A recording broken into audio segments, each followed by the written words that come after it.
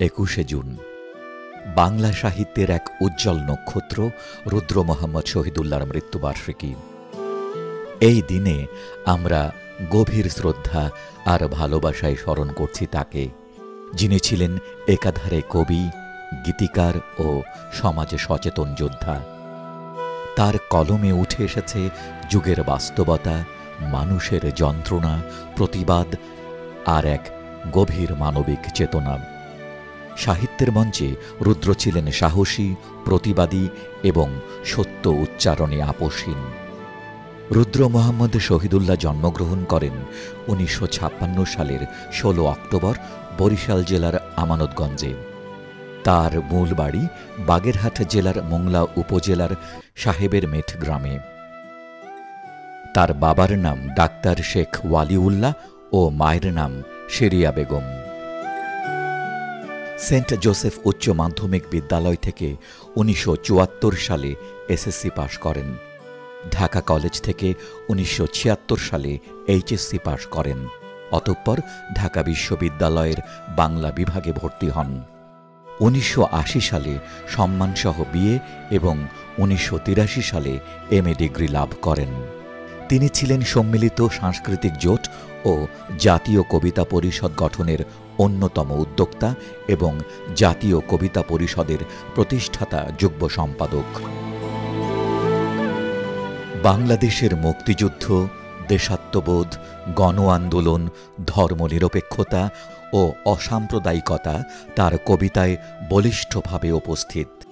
কবিকণ্ঠে কবিতা পাঠে যে কজন কবি কবিতাকে শ্রোতাপ্রিয় করে তোলেন, তিনি তাদের অন্যতম।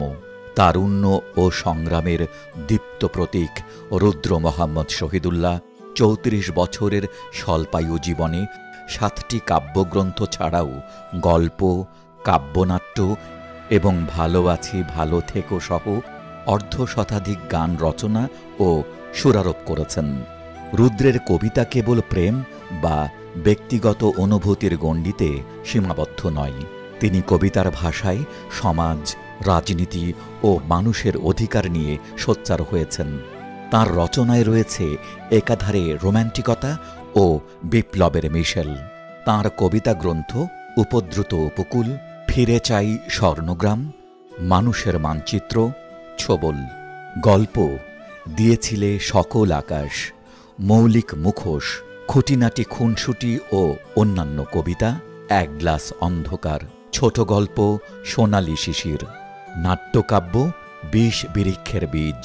তিনি ২০২৪ সালে মরণোত্তর ২১শে পদক পান।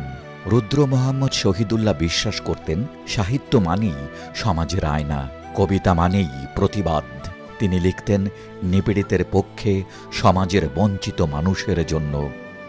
তার লেখা কখনো আপোষ করে না, কখনো কখনো তা জ্বালাময়ী, কখনো মায়া ভরা, কিন্তু সর্বদা সত্যনিষ্ঠ।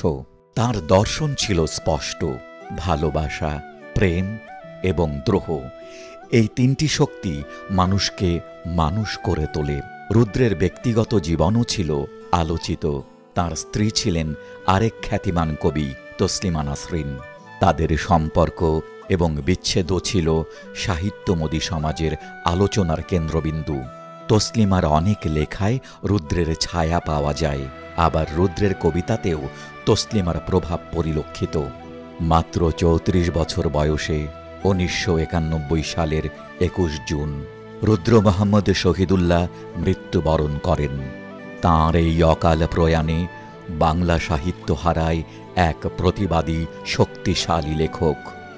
তবে তার কবিতা আজও বেঁচে আছে।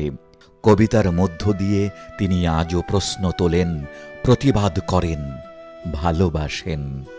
রুদ্র মোহাম্মদ শহীদুল্লাহর কবিতা কেবল কাগজে লেখা কিছু শব্দ নয়, তা যুগের চেতনা, মানুষের ক্রন্দন, বিদ্রোহের ভাষা। তিনি আমাদেরকে শিখিয়েছেন কিভাবে প্রেমকে অস্ত্র করা যায় আর দ্রোহকে রূপ দেওয়া যায় ভালোবাসায়। তাঁর মৃত্যুদিনে এনিগমা টিভি পরিবার তাঁকে গভীর শ্রদ্ধা জানায়। রুদ্র ছিলেন, রুদ্র আছেন, রুদ্র থাকবেন প্রতিটি হৃদয়ে, প্রতিটি বিপ্লবী চিন্তায়।